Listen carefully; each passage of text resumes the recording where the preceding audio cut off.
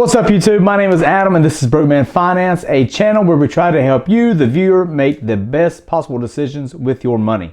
If you're already a subscriber, then thank you so much for the support. And if you're not currently a subscriber, then I hope you are open-minded enough to consider subscribing so you can join us for future videos.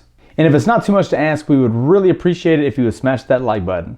Remember to stick around to the very end because I'm going to bring up another EV SPAC that was just recently announced that you need to keep your eye on.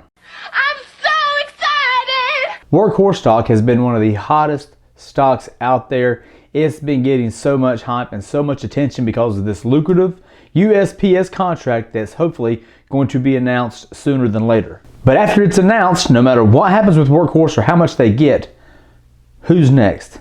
In today's video, we're going to talk about a couple EV or electric vehicle plays that could be just as good as Workhorse or possibly even better.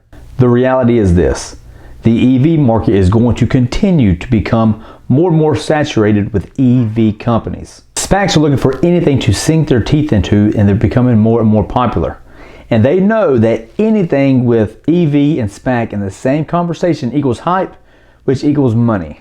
And piggybacking off of Workhorse, their best deal may have already taken place. Earlier this year, Lordstown Motors agreed to a reverse merger with Diamond Peak Holdings. Steve Burns, the current boss at Lordstown and former CEO at Workhorse, helped work out an equity stake in Lordstown for Workhorse of 10%. Workhorse may or may not get that USPS contract. Right now, no one knows, completely unknown, and it's completely up in the air. But they do have 10% of Lordstown. With everything going on with Lordstown, including being on the lawn with the President of the United States himself, this company may end up being the best deal Workhorse has going for them. But whatever Lordstown is doing, it seems to be working. They announced this past Wednesday that they have 40,000 pre-orders for the Endurance truck, which is their EV vehicle. Granted, it's not 500,000 Tesla Cybertruck pre-orders that was recently announced, but it's probably not a good idea to do any comparing to Tesla on anything. Tesla is on a planet by themselves, literally. It's called Mars. Lordstown plans to make more than 100,000 of these Endurance trucks every year. The truck is expected to hit the market in late summer of 2021, much sooner than Tesla's Cybertruck, which is supposed to go into production in 2022. Per Lordstown, those 40,000 pre-orders equate to approximately $2 billion. Lordstown Motors is currently set to go public in 2021 after merging with Diamond Peak Holdings. And if everything goes according to plan, Lordstown will be trading under the ticker symbol RIDE, R-I-D-E. The acquisition of the former General Motors plant by electric vehicle manufacturer Lordstown Motors and the launch of their Endurance pickup truck is part of the future of Ohio's automotive industry. White House trade advisor Peter Navarro told Fox Business Network's Making Money with Charles Payne last Monday. "We started out with trying to figure out what would fit in that footprint. What could we do?" Navarro explained. When the White House and the president is completely behind your company, it's almost guaranteed to get a lot of notoriety and a lot of hype. Yes, that's true. Shares of Lordstown jumped 12% Monday after the unveiling of the truck. Shares of Workhorse also rose by double digits on Monday after the unveiling of 13%. The upcoming merger values Lordstown at $1.6 billion. With the amount of trucks that they're going to be pumping out of Lordstown and their association with Workhorse, I'm expecting that total valuation to go up substantially. As of right now, DPHC or Diamond Peak Holdings is trading for approximately $22.90. If Workhorse does get some of that USPS contract, it is assumed that Lordstown will have to assist on the production side because of the lack of production ability that Workhorse has. So you can guarantee whatever good news that Workhorse gets, it will also be reflected in the share price of Lordstown. GM sold the plant last year to Lordstown, which plans to hire 400 workers to build EV pickup trucks starting in 2021. On Monday, Trump inspected a prototype Lordstown Motors pickup outside of the White House. Trump said this: "It's an incredible piece of science, technology. It's going to happen now with more and more trucks.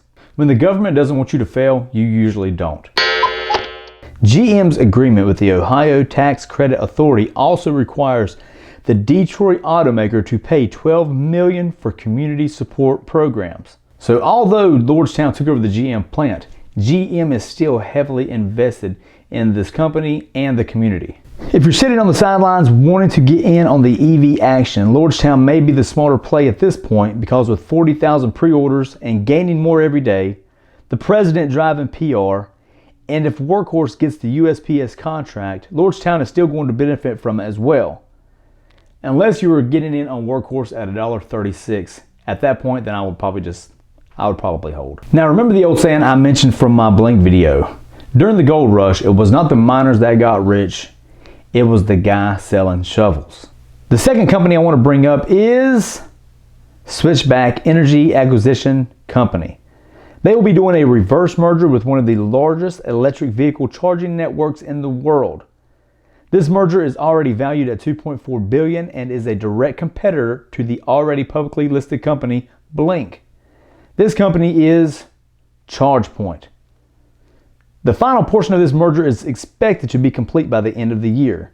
It will be listed as ChargePoint Holdings, but it's still so early they don't even have a ticker symbol picked out yet. It may be just early enough to get in at a low entry point, because as this thing approaches merger date, there's a very good chance that share price is going to continue to tick up. ChargePoint operates more than 115,000 charging points globally, mostly in North America, and previously said it is aiming to increase to 2.5 million by 2025.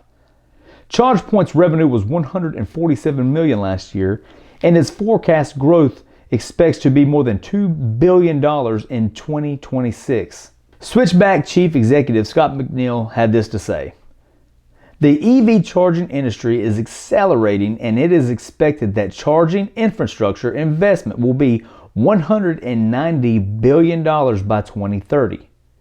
We believe ChargePoint will continue to grow its strong market position as the EV industry evolves." Currently, Switchback Energy is trading under ticker symbol SBE. It's around the $15 mark, but still not far from where it listed at approximately $10. I fully expect this share price to continue moving up. And at $15, it's a very low entry point and makes it a little less risky as a SPAC stock. But that is all I have for today. I hope you took a moment to like the video and made sure to subscribe. As always, stay safe out there, and I hope you take care. Charging on the go in your electric vehicle is fast, easy, and safe when accessing and using ChargePoint charging stations. Start by searching for an available public station on the ChargePoint network map, mobile application, or even from the navigation system in select EV models, such as the 2013 Nissan Leaf. From the map, you can find charging stations, see if a station is available or in use, get turn-by-turn directions, view station pricing, and look for reservable stations. After parking in the designated electric vehicle charging spot for the station, remember to turn off your EV before charging. If there is a fee to use the charging station, you'll see it shown in the station display. The station owner determines the cost, if any, for using their charging station. Use your ChargePoint card to access the station by tapping it on the reader. A message will display after your ChargePoint card has been authorized, and the holster will unlock. Now, remove the charging connector and plug it into your car. On ChargePoint CT4000 stations, we have a helpful video tutorial to guide you through your charging session. We introduced our clean cord management feature with a gravity-operated mechanism to keep the charging cable off the ground, making it easier for drivers to handle the cord. When you're ready to leave your charging spot, tap your ChargePoint card on the station's reader symbol and confirm that you want to stop your charging session. Remove the charging connector from your EV and return the connector to its holster. The station will display the charging duration and cost, if any, of your charging session. Another way to access ChargePoint charging stations is with the ChargePoint mobile app on your smartphone. You can start charging directly from the mobile app by selecting the station and starting a session. In addition, you can also use the ChargePoint mobile app to get charging status notifications, find available stations in real time, and get turn-by-turn directions to the stations. For more information on charging on the go, visit ChargePoint.com. Drive happier.